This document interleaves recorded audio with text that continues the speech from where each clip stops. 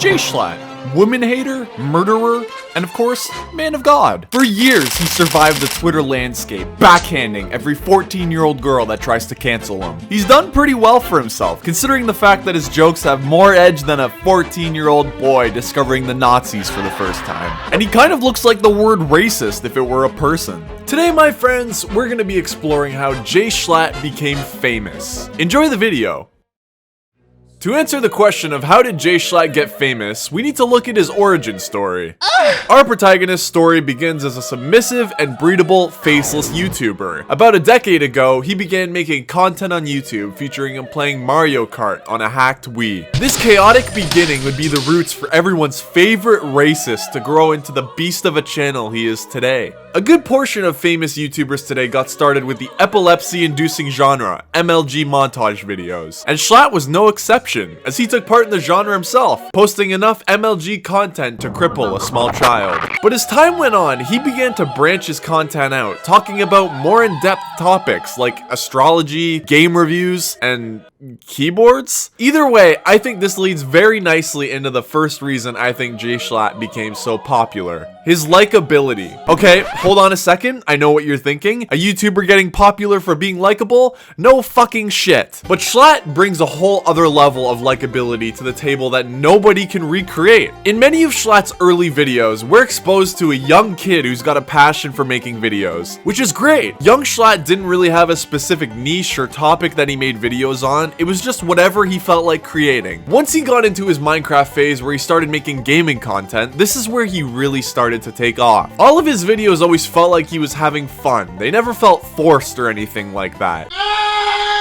Even today, he makes videos reacting to TikToks. I wouldn't say these videos are the most exciting, but still, he somehow makes it seem like he's always having fun, no matter how many 9/11 references there are. I'm a hardcore believer that Jschlatt's genuine personality being on full display was a great start to his YouTube career, even if he looked like a 13-year-old child who would steal his mom's credit card to buy Robux. Another thing I want to touch on that I think makes Jschlatt so likable and enjoyable to watch is his laugh. Now, this might not seem like a big deal, but I think it's a huge part of his persona, and it really makes his videos more engaging. Laughter is more contagious than chlamydia.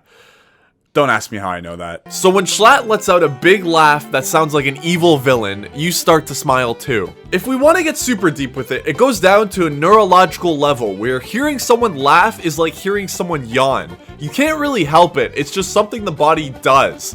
Like me, when I drove my car over all those speed bumps in front of the elementary school. Now let's hop into what I think are the 3 biggest reasons Jschlatt became so popular so quickly. Number 2, his clippability. In today's world, short-form content is what's popular. I'm pretty sure this is the only case scenario in life where shorter is better.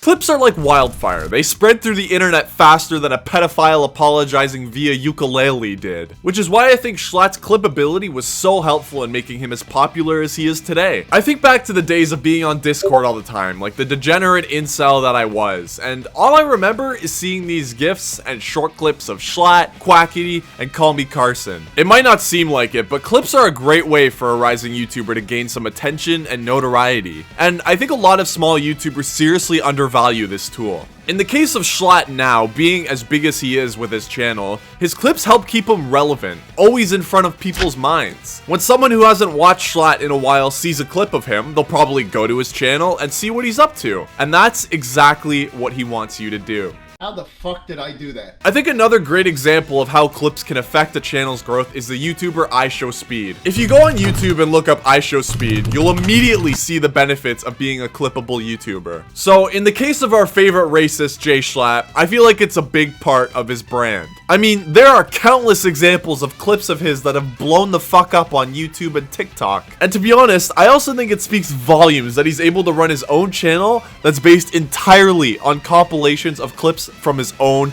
channel and content, with each one getting more views than I will ever see in a lifetime. But what sort of things make people want to click on these clips?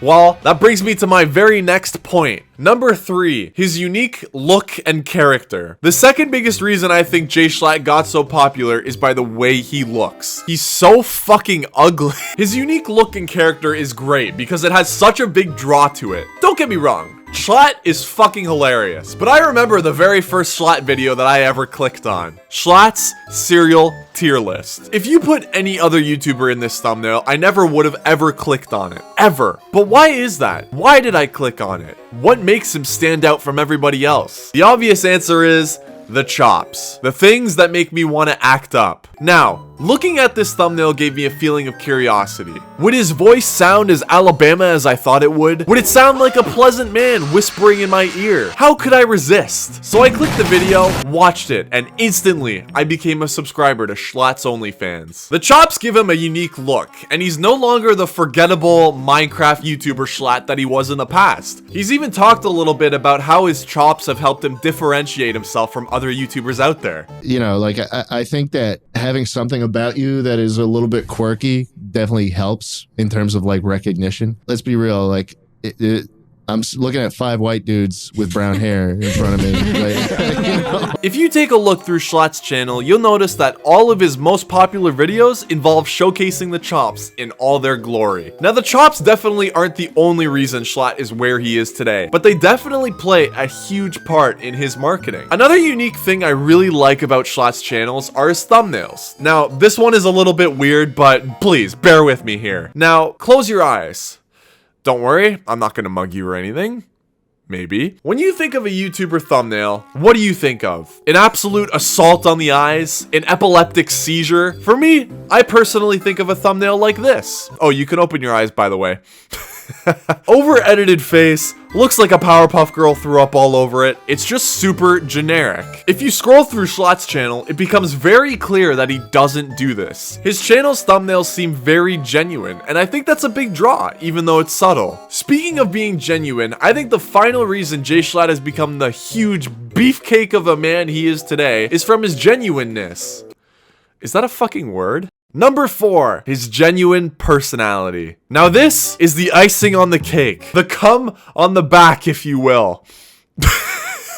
Jschlatt, especially in his earlier videos, is one of the most genuine content creators I've seen. As I said earlier, it's clear that he had a huge passion for making videos at the time, which is inspiring as a small content creator. In Jschlatt's early content, he would often make videos on whatever he was feeling. He could be wishing you Merry Christmas in one video and then talking about the military power of North Korea in the next. It's a beautiful thing, really. I think having that kind of creative process really proves that he was just making videos on whatever interested him, which obviously makes him feel more genuine than a creator that just shells out whatever content that'll get views. Another perfect example of his genuine passion for making content comes from a channel that a lot of people know by now. This channel is called The Weekly Slap. Now, most people by this point probably know what The Weekly Slap is, but if you don't, it's one of Jschlatt's many channels. I swear this guy has more channels than I have kids. Jesus fucking Christ. The videos on the channel are basically a tribute to the old YouTube that most of us grew up with. You know the early days where you would come home from school just to hop on the computer and watch your favorite Call of Duty commentary channel? If you're like me and you're doing a line of nostalgia right now, I'd recommend you check out The Weekly Slap. Seriously, Jschlatt plays Call of Duty and answers questions viewers have about their personal problems in life. There's no webcam, there's no script,